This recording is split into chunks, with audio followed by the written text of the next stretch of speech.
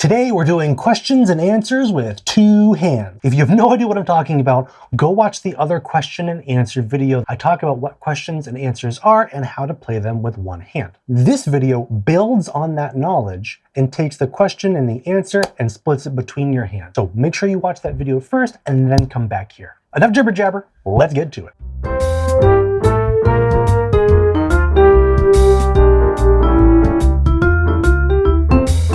In this video, we're going to split the questions and the answers between our two hands to help maximize the conversations we make with our fingers and to strengthen our music and make it even more interesting and more unique. Today, we're taking it a step further. So to do this, of our 5 notes we talked about last time, we're going to use 4 of them. And that's it. That's all we need to start making music. All right, to keep it simple, I'm going to use the same question that I used last time. That's our question from last time.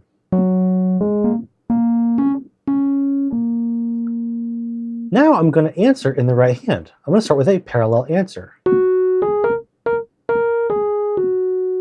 going to play the same question. And now a contrasting answer.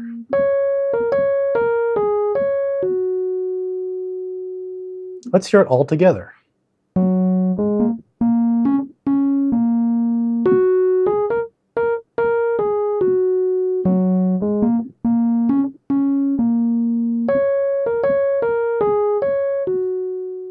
Now what we've done compared to the last video, instead of having 1 layer of music, now we've made 2 layers of music that are happening, doubling how interesting our music is and making it more complex and unique. If we want to level this up, what we can do is create a brand new question each time we play. For example, I could go...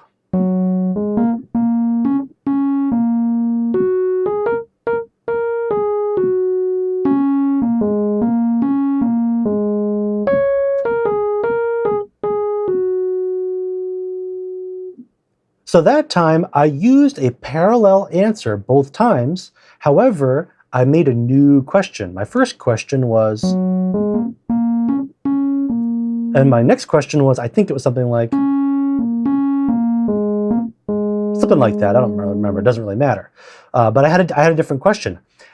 To make a question, you don't always have to start on the home note. Believe it or not, the home note will still sound like the home note, even if we don't always use the home note every single time. It's one of the cool, interesting things about how music works.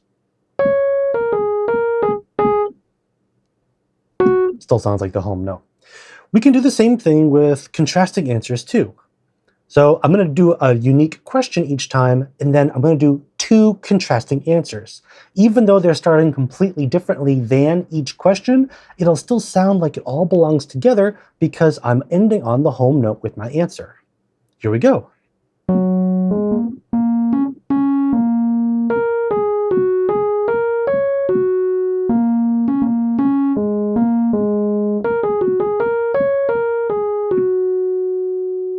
By having multiple contrasting answers and by changing the question, now the music is starting to sound really complex and really unique and really organic. Now, if we want to take this even further, what we can do is we can have the left hand continue to play something while the right hand is doing its answer.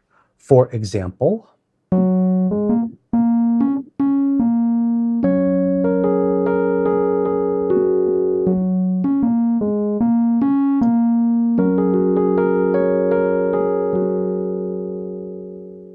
and all of a sudden, the music's really starting to come to life. So if you haven't tried it yet, try splitting up your questions and your answers between your 2 hands.